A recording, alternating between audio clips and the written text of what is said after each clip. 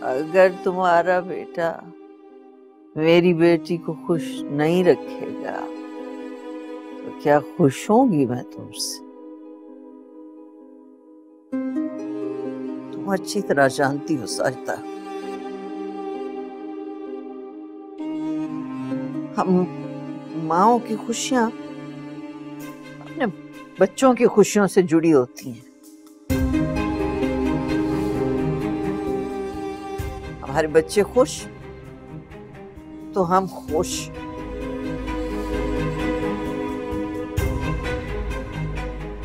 और ये क्या नया शोशा छोड़ दिया है तुमने और अजलान ने कि इस हालत में मुझे अपनी बेटी और नवासे से दूर कर दोगे? चले जाओगे यहाँ से? पापा, आपके सवाल में ही ना आपका जवाब मौजूद है। अजलान और सानिया को खुश देखना चाहती हूँ, इसीलिए मैंने ये फैसला किया कि हम इस घर से चले जाते हैं, अपने घर में जाके रहते हैं। यहाँ रहेंगे तो रोजाना कोई ना कोई बात तो निकलेगी।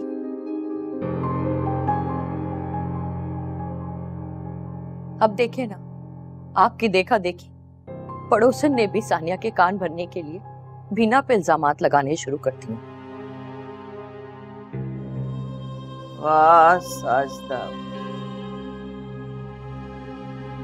मतलब मैं भी गलत, पड़ोसन भी गलत, सानिया भी गलत।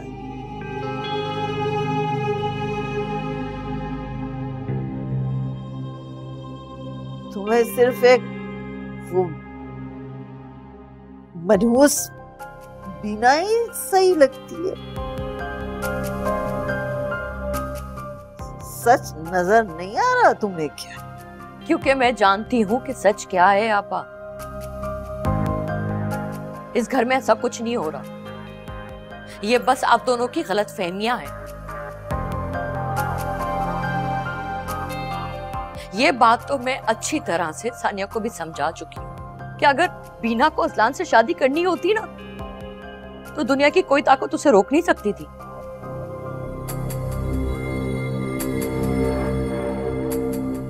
आपको तो याद होगा ना, मैं तो खुद ये चाहती थी। खुद कई बार आपसे और शहरियार भाई से बीना का हाथ मांगने के लिए आई थी। याद है कि भूल गई आप? याद है, सब याद है मुझे। अगर याद है ना तो ये बात भी जरूर याद रखिएगा कि जब तक मैं जिंदा हूं सानिया ये अपने पोते के साथ कभी कोई नाइंसाफी नहीं होने दूंगी। हाँ, एक तुम्हारा ही तो भरोसा रह गया है, वरना ये मनहूस बीना तो इस घर में आई ही मेरी बेटी का घर बर्बाद करने के लिए है। भरोसा है ना तो प्लीज मेरी बात मान लीजिए। आपके दिलो दिमाग में जो गलत फहमियां है ना, इन्हें निकालते हैं प्लीज।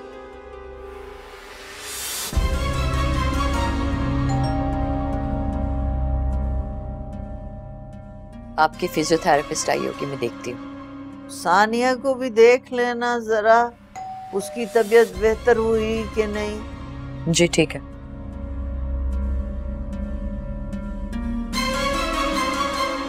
मेरा बस चले ना तो इस बीना का गला दबा दूं, सारे मसले खत्म हो जाए।